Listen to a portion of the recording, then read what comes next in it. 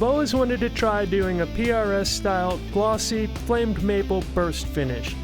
Not because I've always wanted a guitar like that. I'm not a dentist or a lawyer. I just wanted to see if I could do it, or at least get close enough for me. And being my own biggest critic, that's no low bar. For my color, I'm using General Finishes Trans Tint Wood Dye with denatured alcohol as a solvent.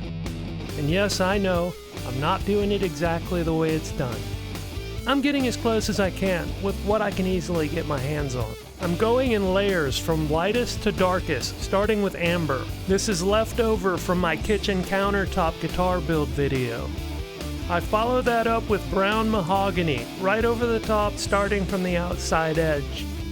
Of course, the first application gave me weird vibes, so I sanded it back and started over. I didn't take it back to bare veneer, I just knocked most of the brown off and went back over it with more yellow. Don't ask me why, it just felt right. With a renewed sense of purpose and the courage of my convictions, this time I fully commit to the brown mahogany. I am keenly aware of my own stunning bravery. I know, not all heroes wear capes. I go back over the outside again with each revolution around the body, working my way in a little further with each pass until the burst begins to emerge. See that?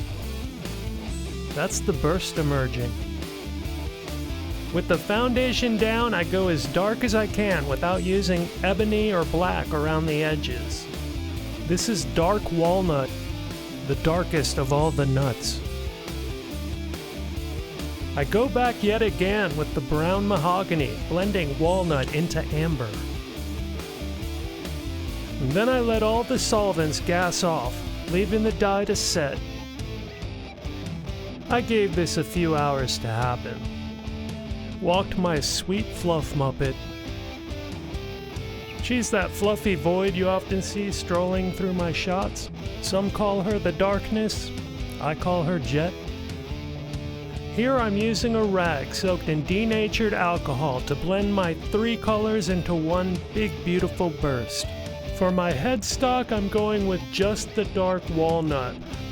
The inner fire of the mahogany will just peek through, giving a subtle sparkle effect under the clear coat when I'm done.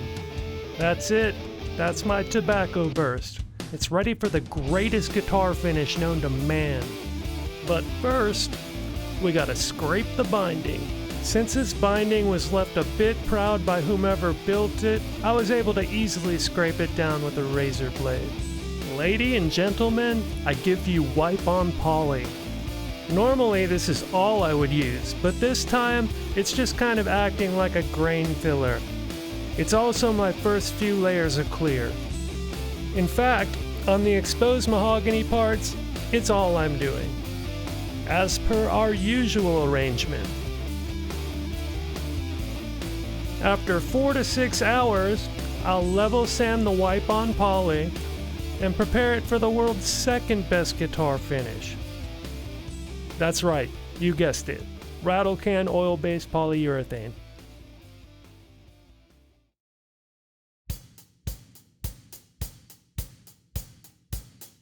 I use a rag soaked in mineral spirits to clean up the surface before applying my first coat of aerosol poly. I do my best to apply a thin but full coat, being careful to keep the can moving at a steady rate and consistent distance from the work.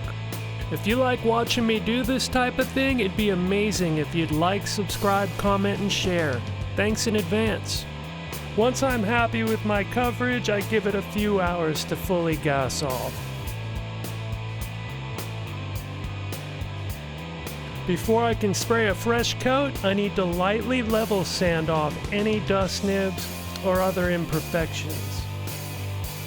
I again use a rag soaked in mineral spirits to clean off any residue before respraying. I'm not showing you all of it, but this whole cycle happens a truly ridiculous number of times.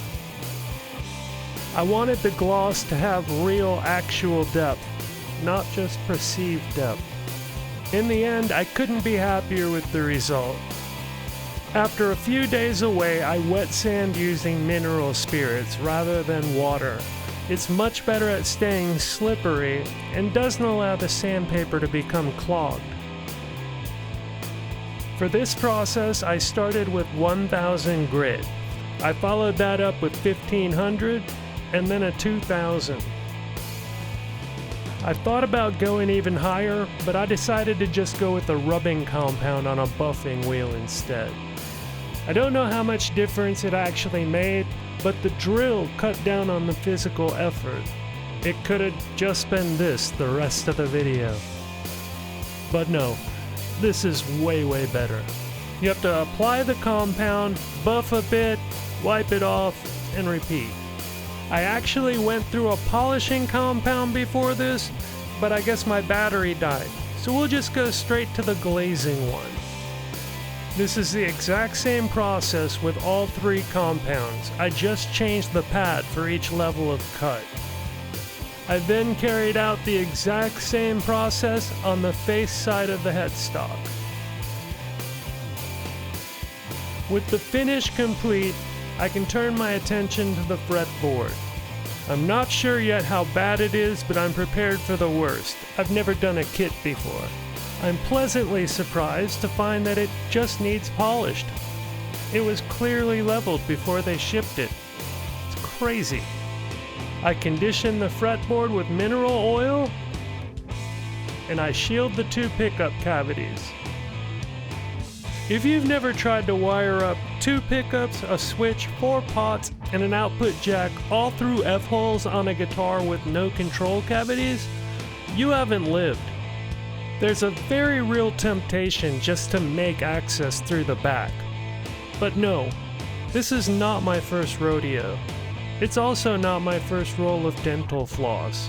Before it's done, I have green floss hanging out of every hole. And I know that sounds like a medical disorder, but it's pretty normal for this type of thing. It's time to make these 2 things into one thing. I glue it up, clamp it at the neck joint. I can now install the neck position pickup. I've been waiting until after the glue up so I could clean the pickup cavity of squeeze out. If I built this guitar, I would have locking tuners, but these are the ones that came with the kit. They seem functional, but don't scream high quality. I use a wooden dowel and my drill press to push in the tailpiece and bridge bushings. Then, since it's June in Texas, I moved the rest of this into the studio, where I have air conditioning, where I did a quick tuning and setup.